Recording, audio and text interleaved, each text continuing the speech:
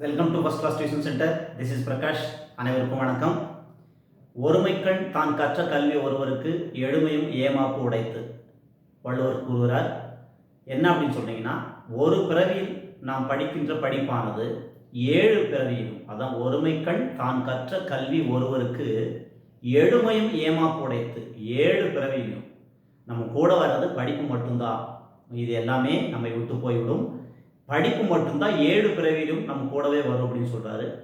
So இன்றைக்கி நம்ம கிளாஸில் தமிழ் பார்க்க போகிறோம். எக்ஸாம் நெருங்கிட்டே இருக்குது. உங்களுக்கு இன்னொரு வர 6ஆம் தேதி எக்ஸாம் நினைக்கிறேன். 10ஆம் வகுப்பு மாணவர்களுக்கு, 12ஆம் வகுப்பு மாணவர்களுக்கு 5ஆம் தேதி பொதுத் தேர்வு வருது. நீங்கள் தயாராகி கொண்டிருப்பீங்க. இருந்தாலும் நம்ம வகுப்பெல்லாம் உங்களுக்கு பயனுள்ளதாக இருக்குன்னு நினைக்கிறேன். இன்றைக்கி நம்ம தமிழ் இலக்கணத்தில் சில கொஸ்டின்ஸ் பார்க்க போகிறோம். கிளாஸ் பார்க்கலாம். இப்போது தமிழில் நிறைய புக் பேக் நிறைய படிச்சிருப்பீங்க. புக்கின் கொஸ்டின்ஸும் எல்லாமே சேர்ந்து உங்களுக்கு ரிவிஷன் தர போகிறோம். இப்போ ஃபஸ்ட் எடுத்த உடனே மொழி எத்தனை வகைப்படும்? போர்டில் எழுதியிருக்கிறேன். மொழி எத்தனை வகைப்படும் அப்படின்னு பார்த்தீங்கன்னா, மொழி 3 வகைப்படும். மொழி எத்தனை வகைப்படும்? 3 வகைப்படும். என்னென்னா தனிமொழி, தொடர்மொழி, பொதுமொழி. தனிமொழி, தொடர்மொழி, பொதுமொழி. மொழி எத்தனை வகைப்படும்? 3 வகைப்படும். மொழி எத்தனை வகைப்படும்? 3 வகைப்படும். தனிமொழி, தொடர்மொழி, பொதுமொழி. தனிமொழின்னா ஃபஸ்ட்டு என்ன? தனிமொழின்னா என்ன அப்படின்னா, ஒரு சொல் தனித்து நின்று தன் பொருளை கூறுவது தனிமொழி. ஒரு சொல் தனித்து நின்று தன் பொருளை கூறுவது தனிமொழி. எடுத்துக்காட்டு வந்து கண், கண், மரம், இதெல்லாம் ஒரு சொல். ஒரு சொல் தானே. கண்ணுங்கிறது ஒரு சொல், மரம் இது ஒரு சொல். தனித்து நின்று தன் பொருளை தருதா பாருங்க, மரம், கண். தனித்து நின்று தன் பொருளை தருவது தனிமொழி. தொடர்மொழி அப்படிங்கிறது 2க்கு மேற்பட்ட தனிமொழிகள் தொடர்ந்து நின்று பொருள் தருவது. 2க்கு மேற்பட்ட தனிமொழிகள் தொடர்ந்து நின்று பொருள் தருவது தொடர்மொழி. அப்போ கண்ணன் வந்தான், கண்ணனுங்கிறது தனிமொழி. வந்தான், படித்தான் என்ன இருக்கு இல்லையா, இதெல்லாமே வந்து ஒரு தனிமொழி. இப்போ கண்ணன் படித்தான், கண்ணன் வந்தான்ங்கிறது இது ஒரு தனிமொழி, இது ஒரு தனிமொழி. 2ம் தொடர்ந்து வர்றப்போ பொருள் தருது தானே, அது வந்து தொடர்மொழி. இப்போ கண்ணன் என்ன தனிமொழி, வந்தான்ங்கிறது தனிமொழி. இந்த 2ஐயும் சேர்த்து எழுதுங்க, கண்ணன் வந்தான் தொடர்மொழி. அப்போ 2க்கு மேற்பட்ட தனிமொழிகள் தொடர்ந்து வந்து பொருள் தருவது தொடர்மொழி. அடுத்தது பொதுமொழி. பொதுமொழி அப்படிங்கிறது ஒரு சொல் தனித்து நின்று ஒரு பொருளையும் அதே சொல் தொடர்ந்து நின்று வேறு பொருளையும் தருமானால் அது பொதுமொழி. தனித்து நிற்கிறப்போ ஒரு, தொடர்ந்து வர்றப்போ வேறு பொருளை தருது. இங்க நல்லா கவனிங்க, வைகை அப்படின்னு கொடுத்துருக்கிறேன். வைகை, வைகை நம்ம பிரிச்சா வை கூட்டல் கை, வை கூட்டல் கை, வைகை. வைங்கிறது வைகை. பொதுமொழிக்கு எடுத்துக்காட்டுன்னா வைகை, வேங்கை, இந்த மாதிரிலாம் சொல்லலாம். தாமரை, தாமரைன்னு சொல்லுவாங்க. தாமரைன்னா என்ன? தா கூட்டல் மறை, தாவுகின்ற மான். தாமரைங்கிறது ஒரு பூ இல்லையா, தாமரைங்கிறது ஒரு பூ. அதே மாதிரி அது பிரிக்கிறப்போ தா கூட்டல் மறை அப்படின்னா, தான்னா தாவுகின்ற, மறைன்னா மான், தாவுகின்ற மான். அப்போ அந்த தாமரை பிரிச்சா ஒரு பூ வருது. அதே மாதிரி பிரிக்கிறப்ப என்ன வருது? தாவுகின்ற மான் என்னும் பொருள் தருது. அப்போ தனித்து நின்று இந்த வைகை கூட நீங்க பார்க்கலாம். வைகை என்ன பாருங்க, வைகை, வைகைங்கிறது ஆறு. வைகை ஆறு பொதுமொழி தானே. வைகை ஆறு பொதுவாக வந்துருச்சு. பிரிக்கிறப்போ வை கை, கை வை, வைகை, கைய வை அப்படின்னு தனித்தனியாக பொருள் தருதா? தனித்து நின்று ஒரு பொருளையும் தொடர்ந்து வருது வேறு பொருளையும் தருது பாருங்க. தனித்து நிற்கிறப்போ வை கை, கை வை அப்படின்னு சொல்றோம். தொடர்ந்து நின்று வேறு பொருள், வைகைன்னா ஆறை குறிக்குது இல்லையா. இந்த 2 வேற வேற மீனிங் தானே. ஸோ மொழி எத்தனை வகைப்படும்? 3 வகைப்படும். தனிமொழி, தொடர்மொழி, பொதுமொழி. அடுத்தது உயிரளப்படை. உயிரளப்படை எத்தனை வகைப்படும்? உயிரளப்படையும் 3 வகைப்படும். உயிரளப்படை 3 வகைப்படும். 1 செய்யுளிசை அளபடை, 2வது இன்னிசை அளபடை, 3வது சொல்லிசை அளபடை. நீங்க இதை எப்படி ஆர்டரா வேணாலும் வச்சுக்கலாம். சொல்லிசை அளபடை, செய்யுளிசை அளபடை, இன்னிசை அளபடை எப்படி வேணாலும் வச்சுக்கலாம். இப்போ உயிரளப்படை எத்தனை வகைப்படும்? 3 வகைப்படும். இந்த செய்யுளிசை அளபடைக்கு இன்னொரு பெயர் என்னன்னா இசை நிறை அளபடை. 1 மார்க்ல கூட கேட்கலாம். செய்யுளிசை அளபடைக்கு மற்றொரு பெயர் என்ன? இசை நிறை அளபடை. இசை நிறை அளபெடைனாலும் செய்யுள் இசை அளபெடைனாலும் ஒன்று தான். இப்போ மொழி 3 வகைப்படும், உயிரளபெடையும் 3 வகை. அடுத்தது ஐந்திணைகள் ஏற்கனவே எல்லாம் படிச்சிருப்பீங்க. சின்ன கிளாஸ்லேருந்து 6வதுலேருந்து எல்லாமே இருக்குது, 5வதுலேருந்தே இருக்குது. குறிஞ்சி, முல்லை, மருதம், நெய்தல், பாலை, இந்த 5மே வந்து ஐந்திணைகள். இதெல்லாம் நம்ம டீப்பாக அடுத்தடுத்த கிளாஸில் நாளைக்கு இதோட கண்டினியூ பார்க்க போகிறோம். அதில் உங்களுக்கு இந்த குறிஞ்சின்னா அதோடைய டீப்பாக குறிஞ்சி பற்றி ஃபுல்லாக இந்த 5 திணையை பற்றி நம்ம நிறைய பார்க்க போகிறோம். இப்போதைக்கு தெரிஞ்சு வச்சுக்கோங்க, ஐந்திணைகள் அப்படிங்கிறது குறிஞ்சி, முல்லை, மருதம், நெய்தல், பாலை. குறிஞ்சி, முல்லை, மருதம், நெய்தல், பாலை. அடுத்தது அகத்திணைகள். அகத்திணைகள் 7. அகத்திணைகள் எவ்வளோ? 7. இந்த குறிஞ்சி, முல்லை, மருதம், நெய்தல், பாலையோட பெருந்திணை கைக்கிளை இந்த 2 சேர்ந்துரும். இந்த குறிஞ்சி, முல்லை, மருதம், நெய்தல், பாலையோட பெருந்திணை கைக்கிளை இந்த 2 சேர்ந்துரும். அதுதான் அகத்திணைகள் 7. அகத்திணைகள் மொத்தம் எத்தனை? 7. ஐந்திணைகள் 5. ஐந்திணைகள் இல்லையா? 5 இல்லையா? இப்போ அகத்திணைன்னா 7. அகம் 7. இந்த குறிஞ்சி, முல்லை, மருதம், நெய்தல், பாலை இந்த 5 அப்படியே வந்துடும். அதோட 2 சேர்ந்துடும். இது பெருந்திணை கைக்கிளை. கைக்கிளை பெருந்திணை சேர்ந்துடும். இது அகத்திணைகள். அடுத்தது புறத்திணை. இப்போ அகத்திணைகள் 7 இப்பதான் பார்த்தோம். இப்போ அடுத்தது புறத்திணைகள் வந்து 12. இது புறத்திணைகள் வந்து 12. இதை கூட எதிரெதிர் திணைகள் அப்படின்னு சொல்லுவாங்க. நீங்க இதே கொஸ்டின்ல புறத்திணைகள் 12, இது எதிரெதிர் திணை. இது வெச்சி, ஆப்போசிட் வந்து கரந்தை, எதிர்த்திணை. முதல்ல இந்த 12 பார்த்துக்கலாம். வெச்சி, கரந்தை, வஞ்சி, காஞ்சி, நொச்சி, உழிஞை, தும்பை, வாகை, பாடான், பொதுவியல், கைக்கிளை, பெருந்திணை. கைக்கிளை, பெருந்திணை நல்லா கவனிங்க. வெச்சி, கரந்தை, வஞ்சி, காஞ்சி, நொச்சி, உழிஞை, தும்பை, வாகை, பாடான், பொதுவியல், கைக்கிளை, பெருந்திணை. இந்த 12 வந்து புறத்திணைகள். நீங்க அழகா வேகமா சொல்லிட்டு வரலாம். வெச்சி, கரந்தை, வஞ்சி, காஞ்சி, நொச்சி, உழிஞை, தும்பை, வாகை, பாடான், பொதுவியல், கைக்கிளை, பெருந்திணை அப்படின்னு அழகா சொல்லிட்டு வரோம். இப்போ அகத்திணைகள் 7, புறத்திணைகள் 12. இதுல இது எதிரெதிர் திணைகள். வெச்சிக்கு எதிர்த்திணை எதுன்னா கரந்தை. நல்லா ஞாபகம் வச்சுங்க. எதிர்த்திணைகள். வெச்சிக்கு ஆப்போசிட் எதிர்த்திணைகள். வெச்சிக்கு ஆப்போசிட்னா கரந்தை. வெச்சிக்கு எதிர்த்திணை எது? கரந்தை. அதே மாதிரி வஞ்சிக்கு எதிர்த்திணை வந்து காஞ்சி. நொச்சின்னா அதுக்கு எதிர்த்திணை உழிஞை. ஒவ்வொன்றுக்கும் எதிர்த்திணை தான். தும்பை அதுக்கு வாகை, பாடான், பொதுவியல், கைக்கிளை, பெருந்திணை. உங்களுக்கு இதுல இன்னொரு கொஸ்டின் கூட கேட்கும். என்னன்ட்டு அகத்திணைக்கும் புறத்திணைக்கும் பொதுவாக அமைந்துள்ள திணைகள். நல்லா கவனிங்க. இந்த 2 மட்டும் நல்லா கவனிங்க. அகத்திணைக்கும் புறத்திணைக்கும் பொதுவாக அமைந்தது எதுன்னு பார்த்தீங்கன்னா இந்த 2 திணை 2லையுமே இருக்கா பாருங்க. கைக்கிளை, பெருந்திணை. கைக்கிளை, பெருந்திணை. இப்போ இது அகத்திணைக்கு இருக்கு, புறத்திணைக்கு இருக்கு.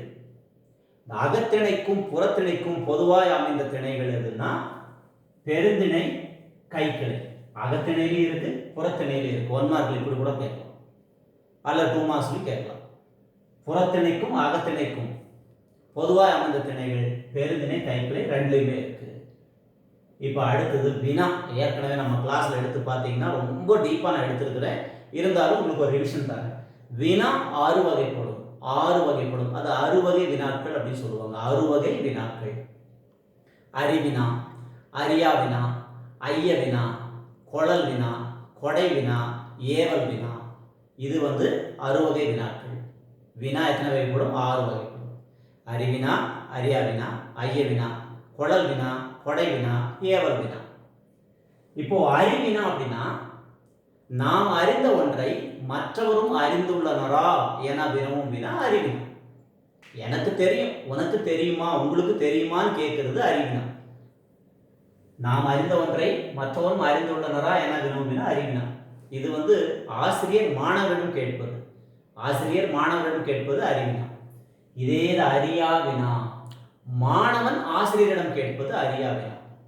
மாணவன் ஆசிரியரிடம் கேட்பது அறியா வினா. தமக்கு தெரியாத ஒன்றை கேட்டு தெரிந்து கொள்வது. ஐயா இப்பாடலின் பொருள் யாது என மாணவன் ஆசிரியரிடம் வினவுவது அறியா வினா. ஐய வினா. ஐய வினா அப்படிங்கிறது தன் ஐயத்தை போக்கிக் கொள்ள வினவும் வினா ஐய வினா. தம் ஐயத்தை போக்கிக் கொள்ள வினவும் வினா ஐய வினா. அதாவது தன் சந்தேகத்தை, ஐயம் மீன்ஸ் சந்தேகம் இல்லையா, அந்த தொலைவில் தெரிவது பாம்போ கயிறோ, அங்கே கிடப்பது பாம்போ கயிறோ, இது வந்து ஐயம். இந்த ஐயத்தை போக்கிக் கொள்ள வினவும் வினா ஐய வினா. கொளல் வினா அப்படின்னா ஒன்றை பெற்றுக்கொள்ளும் பொருட்டு வினவும் வினா கொளல் வினா. ஒன்றை பெற்றுக்கொள்ளும் பொருட்டு கொளல் வினா. ஒன்றை கொடுக்கும் பொருட்டு கொடை வினா. ஒன்றை கொடுக்கும் பொருட்டு கொடை வினா. ஒன்றை பெற்றுக்கொள்ளும் பொருட்டு கொளல் வினா. அடுத்து ஏவல் வினா அப்படின்னா ஒரு செயலை செய்யுமாறு ஏவும் வினா ஏவல் வினா. ஒரு செயலை செய்யுமாறு ஏவும் வினா ஏவல் வினா. அவ்வளவுதான். இப்போ வினா வந்து 6 வகைப்படும் என்னன்னு சொல்லியிருக்கு. அடுத்தது விடை. விடை வந்து 8 வகைப்படும். வினா எப்படி 6 வகைப்படுமோ அதே மாதிரி விடை வந்து 8 வகைப்படும். சுட்டு விடை, மறைவிடை, நேர்விடை, ஏவல் விடை, உற்றது உரைத்தல் விடை, உருவது பொருள் விடை, இனமொழி விடை, வினா எதிர் வினாதல் விடை. சுட்டு விடை, மறைவிடை, நேர்விடை, ஏவல் விடை, உற்றது உரைத்தல் விடை, உருவது பொருள் விடை, இனமொழி விடை, வினா எதிர் வினாதல் விடை.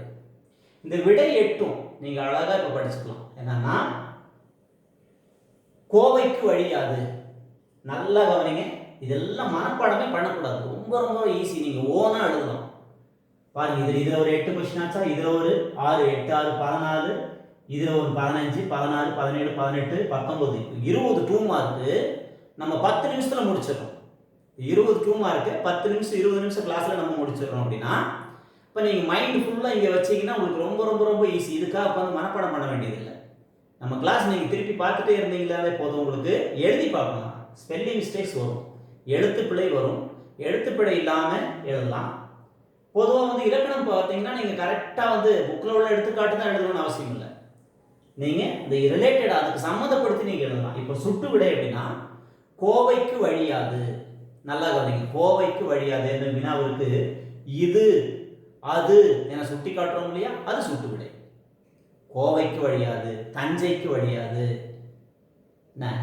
இது இந்த மாதிரி கொஸ்டின் எல்லாம் வந்து நம்ம இது அப்படின்னு சொல்லுவோம் இல்லையா, அதான் எங்க இருக்குங்க இப்படி போடுங்க அப்படின்னு சொல்லுவோம் இல்லையா, அது வந்து என்ன சுட்டு விடை. அடுத்தது மறைவிடை.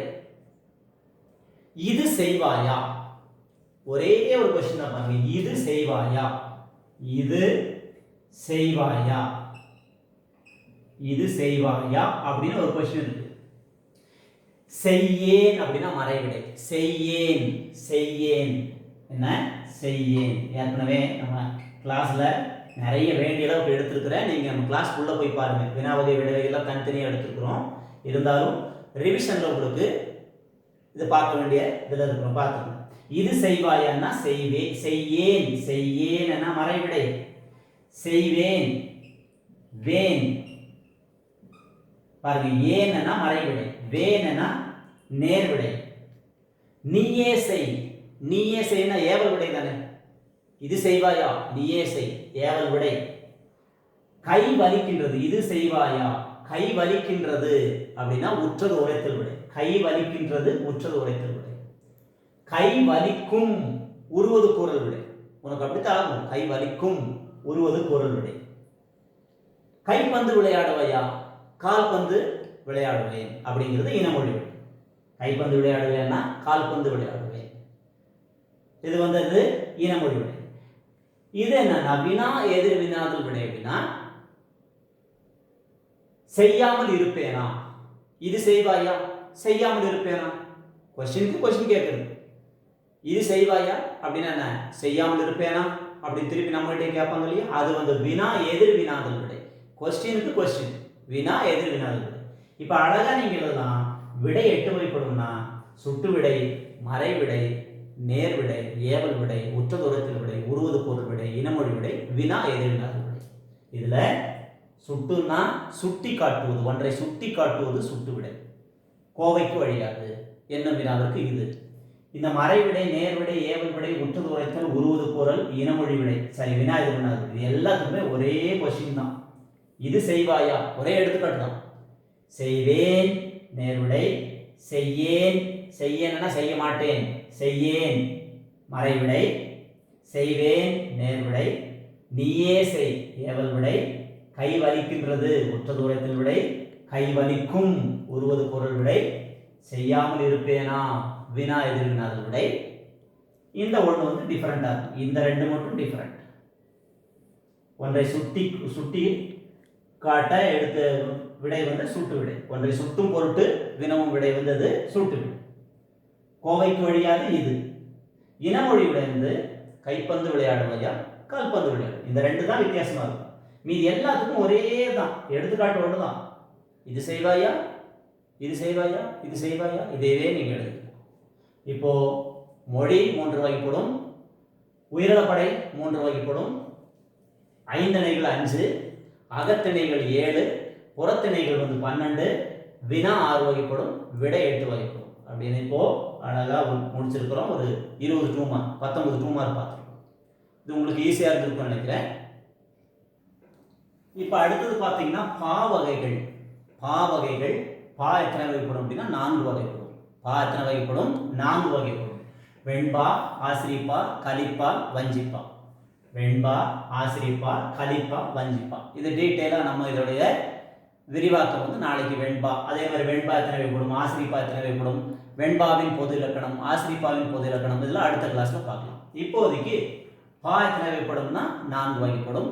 வெண்பா, ஆசிரிப்பா, கலிப்பா, வஞ்சிப்பா தெரிஞ்சு வச்சுக்கோங்க. அடுத்தது சிறு பொழுது. பொழுதுன்னா என்ன? முதல்ல பொழுது அப்படிங்கிறது அதாவது கால அளவு. பொழுதுங்கிறது என்ன? கால அளவு. பொழுது அப்படின்னா என்ன? கால அளவு. சிறு பொழுது ஒரு நாளுக்குரிய கால அளவு வந்து சிறு பொழுது. ஒரு நாளுக்குரிய கால அளவு. ஒரு நாளைக்கு எத்தனை மணி நேரம்? 24 மணி நேரம். 24 மணி நேரத்தை சிறு பொழுது வந்து எப்படி பிரிக்குதுன்னு பார்க்கலாம். சிறு பொழுது ஒரு நாளுக்குரிய கால அளவு வந்து சிறு பொழுது. இப்போ காலைல 6 மணிலேருந்து 10 மணி வரைக்கும் நல்லா கவனிங்க. காலைல 6 to 10 தான் காலை. 6 to 10 காலை. இந்த 10 மணிலேருந்து 2 மணி, மதியானம் 2 மணி வரைக்கும் வந்து நண்பகல். 10 to 2 எவ்வளோ? நண்பகல், மதியானம். ஏற்பாடு. ஏற்பாடு அப்படிங்கிறது மதியானம் 2 to சாயங்காலம் 6 மணி. இந்த ஏற்பாடுன்னா என்ன அப்படின்னா எல் கூட்டல் பாடு. ஏற்பாடை பிரிக்கலாம். எல் கூட்டல் பாடு. எல்னா கதிரவன், கதிரவன். பாடுன்னா மறையும் நேரம். ஏற்பாடுன்னா என்ன? எல் கூட்டல் பாடு. அதாவது கதிரவன் மறையும் நேரம். சாயங்காலம் தானே, 2 to 6 தானே. 6 மணிக்கு சூரியன் மறையுது இல்லையா? 2 to 6 மறைஞ்சிருது இல்லையா? அதுதான் ஏற்பாடு. இப்போ மாலை 6 மணிலேருந்து 10 மணி வரைக்கும் மாலை. இப்போ 6 to 10 சாயங்காலம் 6 to 10 இருக்கு இல்லையா? அது வந்து மாலை. யாமம். இந்த நைட்டு 10 மணிலேருந்து 2 மணி வரைக்கும் யாமம். யாமம் 10 to 2 வந்து யாமம். அதுக்கப்புறம் கடைசி இந்த 2 to 6 வந்து இந்த நைட்டு இரவு 2 மணிலேருந்து காலை விடிய காலை 6 மணி வரைக்கும் வைகறை. இப்போ சிறு பொழுது அப்படின்னா என்னன்னா ஒரு நாளுக்குரிய கால அளவு சிறு பொழுது. ஒரு நாளுக்குரிய கால அளவு சிறு பொழுது. காலை, நண்பகல், ஏற்பாடு, மாலை, யாமம், வைகறை. சிறு பொழுது எத்தனை வகைப்படும்? 6. 6 சிறு பொழுது எத்தனை? 6. 6ஆ பிரிக்கலாம். காலை 6 to 10. 6 to 10 வந்து காலை. 10 to 2 அதே இந்த 10 மணிக்கு முடியுது, 10 மணிக்கு ஆரம்பிக்குது. 10 to 2 வந்து நண்பகல். 2 மணிக்கு முடியுது, இங்க 2 மணிக்கு ஆரம்பிக்குது. 2 to 6 வந்து ஏற்பாடு. அப்புறம் சாயங்காலம் 6 to 10 மாலை. யாமம் 10 to 2 யாமம். Vaigarai 2 to 6. இப்போ காலை, நண்பகல், ஏற்பாடு, மாலை, யாமம், வைகறை. இது வந்து சிறு பொழுது. சிறு பொழுது ஒரு நாளுக்குரிய கால அளவு. பாருங்க எல்லாம் 4 மணி நேரமா? எல்லாமே 4 மணி நேரம். 6 7 8 6 மணிலேருந்து 7 8 9 10. 6 நாள் 24. ஒரு நாளைக்குரிய கால அளவு 24 மணி நேரம். 24 மணி நேரம் இல்லையா? ஸோ இது வந்து ஒரு நாளுக்குரிய கால அளவு. அடுத்தது பெரும்பொழுது பார்க்கலாம். இப்போ அடுத்தது பெரும்பொழுது. சிறு பொழுதுன்னா ஒரு நாளுக்குரிய கால அளவு. பெரும்பொழுதுன்னா ஒரு வருடத்திற்குரிய கால அளவு. ஒரு வருஷத்துக்கு எத்தனை மாதம்? 12 மாதம், 12 மாதம். இந்த 12 மாதத்தை பிரிச்சுக்கலாம். இதுவும் பெரும்பொழுதும் 6 தான். சிறு பொழுது எப்படி 6 அதே மாதிரி பெரும்பொழுதும் 6. இந்த 6 2 12. ஃபர்ஸ்ட் இளவேனில். சித்திரையிலிருந்து ஆரம்பிச்சிடலாமா? சித்திரை வைகாசி வந்து இளவேனில். சித்திரை வைகாசி எது? இளவேனில். ஆனி ஆடி வந்து முதுவேனில். ஆனி ஆடி அந்த 2 மாசம் வந்து முதுவேனில். ஆவணி புரட்டாசி வந்து கார்காலம். ஆவணி மாசம் புரட்டாசி மாசம் என்னது? கார்காலம். ஐப்பசி கார்த்திகை வந்து குளிர்காலம். ஐப்பசி கார்த்திகை என்னது? குளிர்காலம். மார்கழி தை வந்து முன்பனிக்காலம். மார்கழி தை முன்பனிக்காலம். இந்த மாசி பங்குனி வந்து பின்பனிக்காலம். 2 12 வந்திருக்கா 1 2 3 4 5 6 7 8 9 10 11 12 ஆறா பிரிக்கிறோம். பெரும்பொழுதுன்னா ஒரு வருடத்திற்குரிய கால அளவு பெரும்பொழுது, ஒரு நாளுக்குரிய கால அளவு சிறுபொழுது. சிறுபொழுது 6, பெரும்பொழுது 6. பெரும்பொழுது அழகா நீங்க ஞாபகம் வச்சுக்கலாம். கார்காலம் சரி, இளவேனில் முதுவேனில், இளவேனில் முதுவேனில், கார்காலம் குளிர்காலம், முன்பனிக்காலம் பின்பனிக்காலம். சித்திரையில் ஆரம்பிச்சு பங்குனியில முடியுது. சித்திரை வைகாசி எல்லாருக்கும் தெரியும். அழகா நீங்க இதை ஃபாலோ பண்ணிக்கலாம். இப்போ பாவைகள் பா வந்து வெண்பா, ஆசிரிப்பா, கலிப்பா, வஞ்சிப்பா. சிறுபொழுது 6, பெரும்பொழுது 6. வினா 6, விடை 8. எல்லாமே பார்த்துருக்குறோம். நம்ம இன்னைக்கு வகுப்புல ஏறக்குறைய 20 2 மார்க் பார்த்துருக்குறோம். 20 22 2 மார்க் பார்த்துருக்குறோம். கிளாஸ் நீங்கள் நல்லா கவனிச்சிருந்தீங்கன்னா அழகாக புரிஞ்சிருக்கும். தொடர்ந்து வகுப்பு பாருங்கள். உங்களுக்கு பயனுள்ளதாக இருந்ததுன்னா மறக்காம ஃப்ரெண்ட்ஸுக்கும் ஷேர் பண்ணுங்கள். சப்ஸ்கிரைப் பண்ணுங்கள். பக்கத்துலேயே பெல் பட்டன் இருக்கும். ப்ரெஸ் பண்ணிங்கன்னா உங்களுக்கு நோட்டிஃபிகேஷன் கிடைக்கும். எக்ஸாமு வந்துகிட்டே இருக்குது. ரொம்ப நெருங்கிட்டு இருக்கிறீங்க. அதனால் டைம் வேஸ்ட் பண்ணாமல் கொஞ்சம் நல்லா தெளிவாக ப்ரிப்பேர் பண்ணிக்கோங்க. நல்லா எல்லாருமே நல்லா மதிப்பெண் வாங்குவீங்க. அது அடுத்த கிளாஸில் பார்க்கலாம். அது வரைக்கும் நன்றி, வணக்கம்.